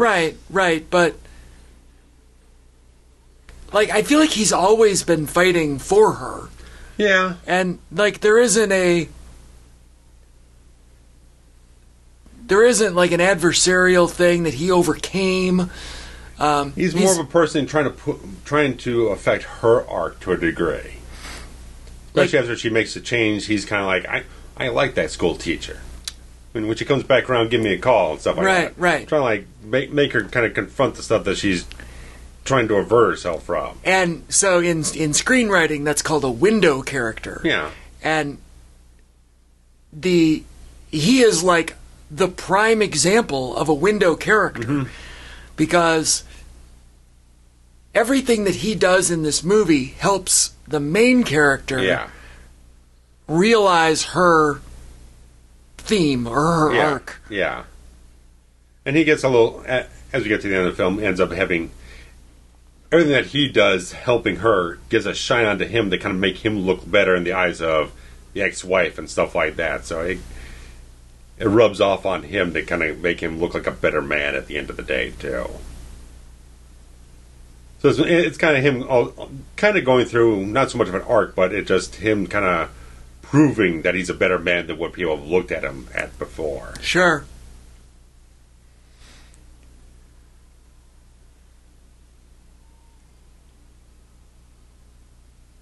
How do they not have that road blocked off for the parade? Yeah. Run into Donner and Blitzen, and there was some Paw Patrol in there earlier.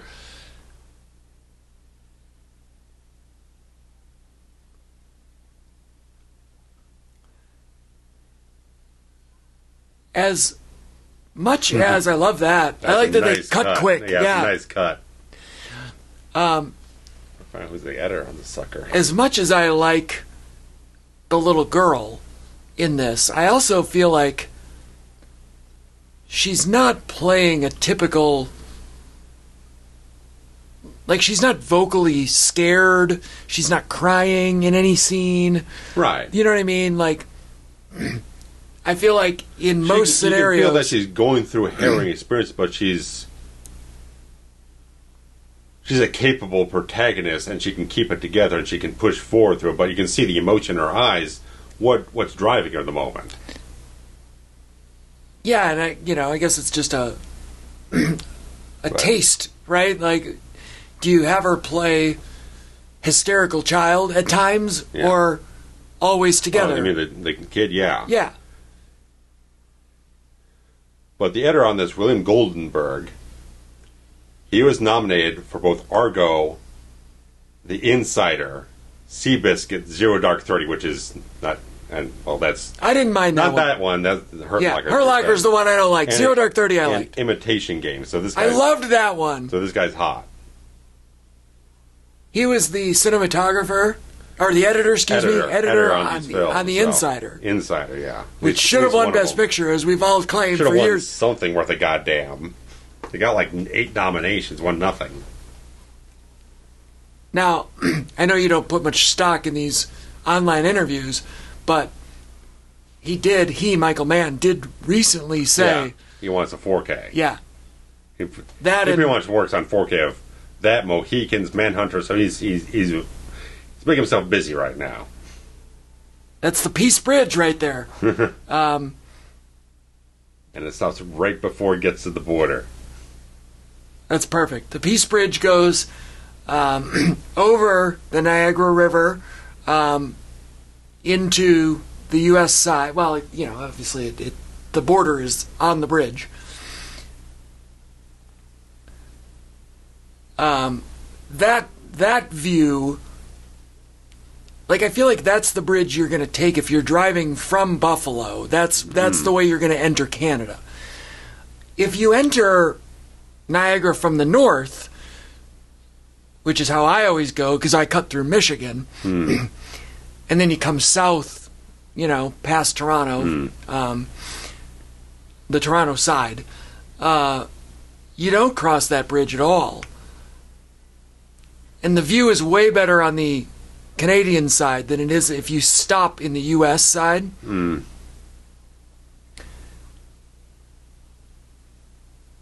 But the view on that bridge of the Horseshoe Falls is fantastic.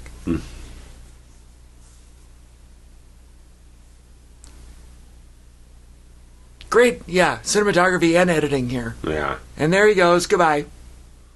He's going over the falls.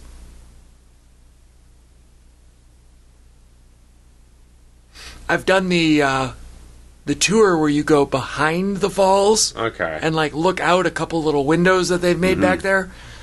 Really super interesting. I've never done, in all the times I've gone, I've never done Maid of the Mist, which is the boat that goes right up to it, right? Okay. And everyone wears the raincoats and it's a whole thing. I'll see if I can find my... I've got some pretty cool photos of the falls.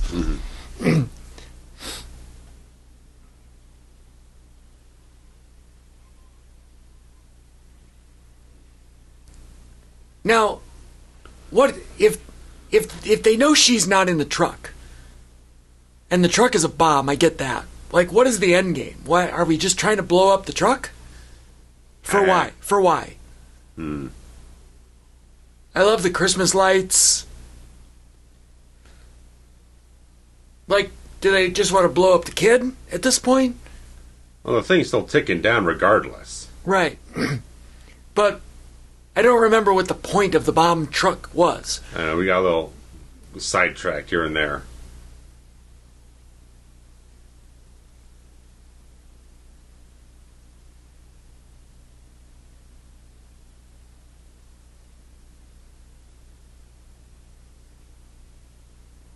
Yeah, that's good. She's got the little tears. I mean, that's so good. These two are so wonderful.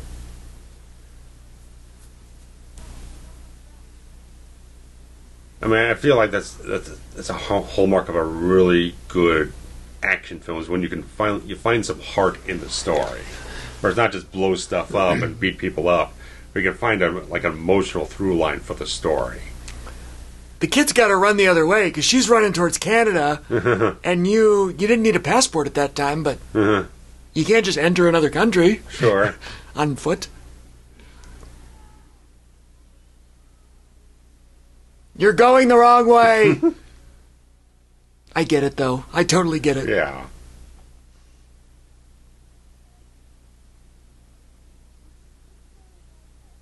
Aww. Oh, yeah, this breaks me up, man.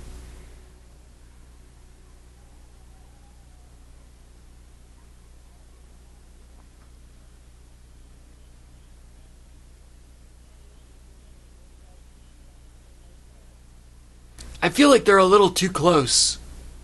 For the size of the explosion, they're trying to ignite, yeah.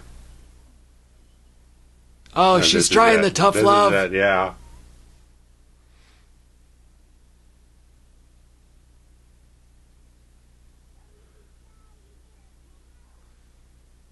Oh. Wow.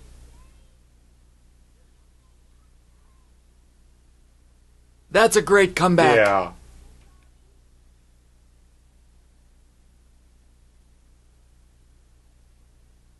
That's a really nice. That's a really nice scene.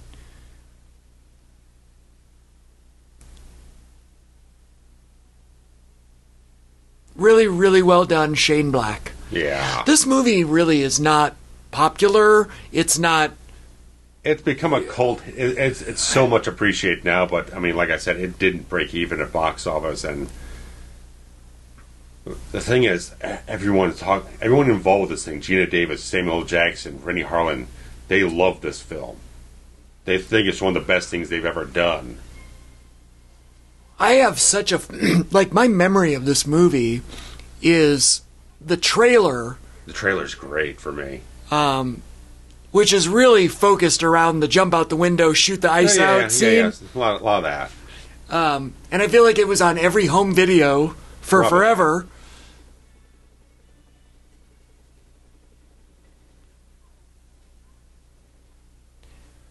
I mean, I think it got kind of mixed reviews at times. Like, 95 million isn't a bad take, but it's just the fact it cost as much as it did, which wasn't a huge. 65 and 96 was not a huge budget. Plenty of films going over 100 million at that time, so it was still budgeted well. Just like it just didn't. I don't know. It just didn't catch on as much. Great makeup. Oh yeah. Fast forward a year and a half to Titanic. Which is the most expensive movie ever made at that point at $200 million. Yeah, sure. So,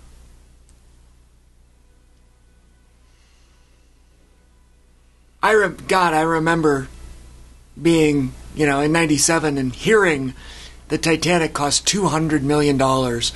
And, that was the most unbelievable number I'd ever heard in my life. Well, because Cameron broke the 100 million barrier on T2. Right. Which I think might have been the most expensive at that time. Yeah, it was. So he's broken his own record for the most expensive movie ever made. And he's also broken his own record for box office. Yeah. If there is a movie Hall of Fame, he needs to be in it. What are your personal opinions of some of his own stances on things these days in terms of filmmaking and stuff like that? You can't. There's nothing that's going to chip the stone on his Mount Rushmore bust.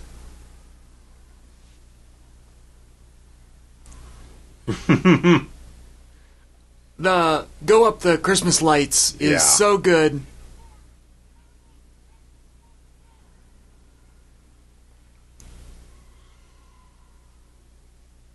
This is one of the best things.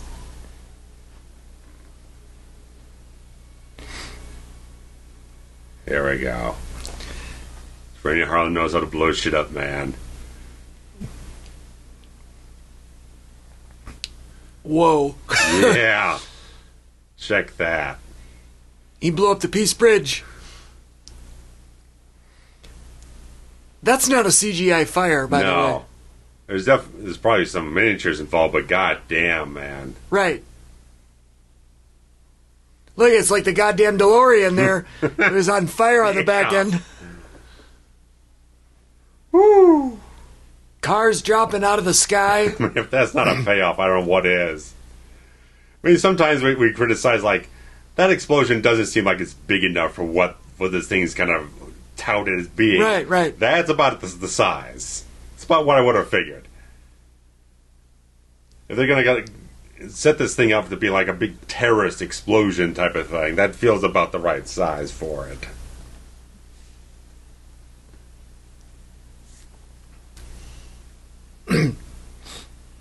And I think there was a point where the fact that Mitch was originally supposed to already be dead at this point in time, but the fact that I think it was where it was when they were making the film, or maybe tested. It must have been during the making of the film, because I can't imagine they went back and reshot the whole freaking end sequence here. I think it just felt like it was working so well that there was no way they weren't going to bring him back for as the rescue. Well, if he was not the rescue, what is the other option? Right. You know what I mean? Well, how else you move around it? Yeah.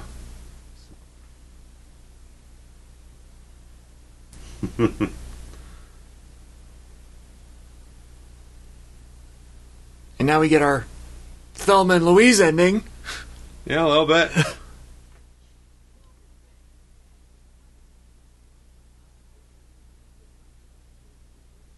I mean, Geena Davis said so much. It's kind of between this one and Thelma, about what her favorite role that she's portrayed as. Well, that's Thelma right there. Again, after this, I mean, since this one didn't, I mean, she's got 2 back-to-back action bombs. I don't think she did much anything that was anything close to this type of quality of this style of film later on. She went much more towards dramas, comedies, TV work. And here he is himself, Larry King. High treason. There's no medium treason. No. There's no low treason. It's all high treason.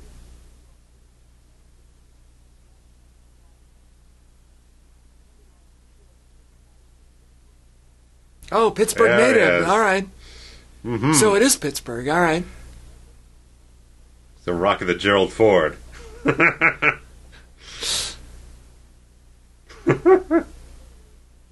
There we go. That's the payoff. She can't believe it. He's kind of glad.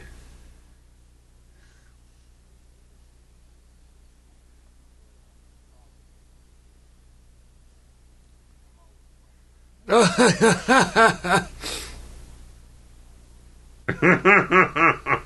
a great line. I feel like that's not a Shane Black line. That feels like a Sam Jackson bit, maybe. I think that's a comedy, like a really old. A really old joke. Larry King was a class act, man. Yeah, he was all right. He was all right. He was all right.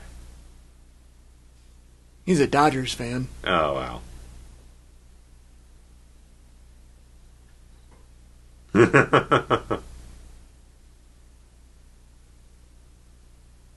This guy was kind of forgotten about, right? A little bit. They made such a big deal about the daughter. Yeah.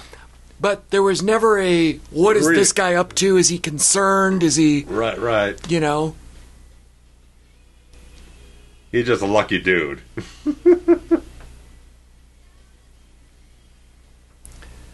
And here we have our sweeping, epic ending shot. Like, this ending credits shot requires a helicopter. Oh, yeah.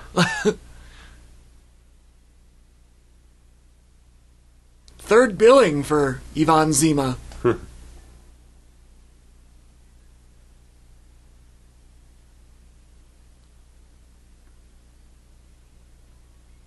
Trying to see if there was anybody we recognized in there, but I didn't recognize I don't see anybody. anyone on the stunt team now that rings a bell. But they did a great job regardless. Yeah, for sure. I mean, there are a lot of really ridiculous stunts in here. Yeah. From the famed blow out the window, shoot out the ice scene. Right. The Mrs. Deagle through the Deer Lick sign. Oh, hell. Like, it's not enough that they shot him out the window in a chair. Right. He had to go through the sign. Right.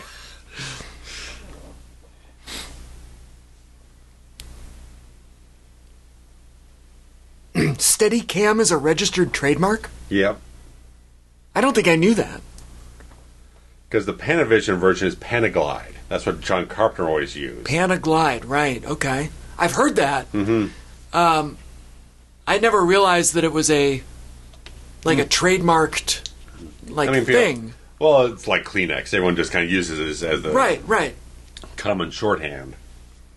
There's a lot of that. I never realized that was one of them. Right. That's interesting.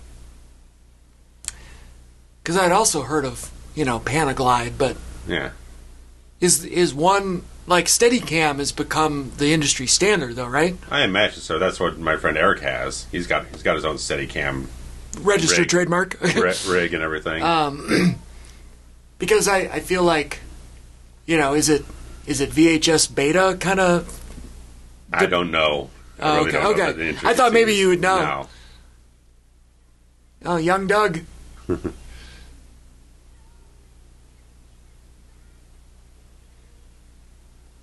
Yeah, I don't recognize any of these names. No.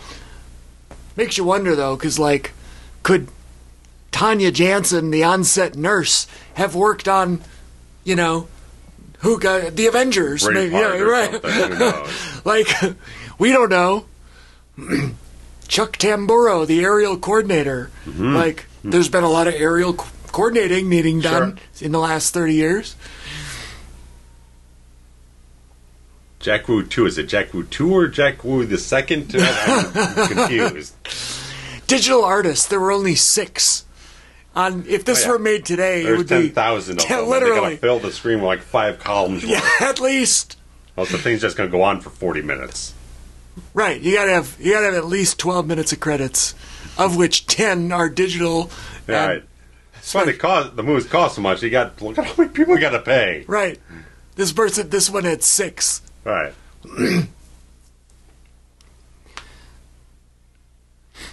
Model makers, I feel like that's not a thing anymore. I mean, I know that they do it, but here and there, depends on who you got working on helming the film. There's a lot of, even here though, there's a lot of credits, so. Yeah. Well, sound folks on the film. It sounded good. I mean, I know we had the sound down and. Yeah. But, I guess we've made it this far, so. Sure, yeah. The whole Christmas element isn't. As prominent. Right. It's touched on. The Christmas parade and the lights, and at one point... Yeah, they can keep the flavor in there a little bit, but it's not as heavily leaned on. It's a thematic element. We've got 1, 2, 3, 4... at least 4 Christmas songs that are... Long Goodbye theme. That was Elliot Gould in that one. Elliot Gould, the King Jew. Keep this party bouncing.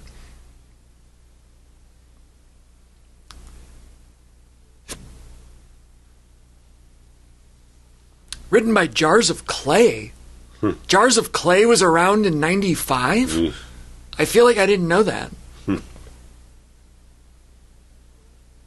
Yeah, this one got released in October of 96, so... Oh, it was 96? 96. Oh, I thought it was 95. 96. Well, all right, then I've been wrong this whole movie. Still, 96 was... A long time ago. Yes. We still use the Roman numerals for the copyrights. I think they still do that now. I don't know. Just a curious thing why they started doing it that way anyway. Like, not everyone knows how to put together Roman numerals. Well, I sure do. I paid attention in high school. Or even earlier than that. Sure. Okay. I like Some of us Roman had to learn numerals. from watching WrestleManias when they get up to like 17 or so. Right. 18. Well, they got to 16 and just said, fuck it, let's make it 2000. Yeah. The Super Bowl's up to 59. They still use Roman numerals. Yeah. Tradition and everything. Yeah. I don't know. I like them. Yeah.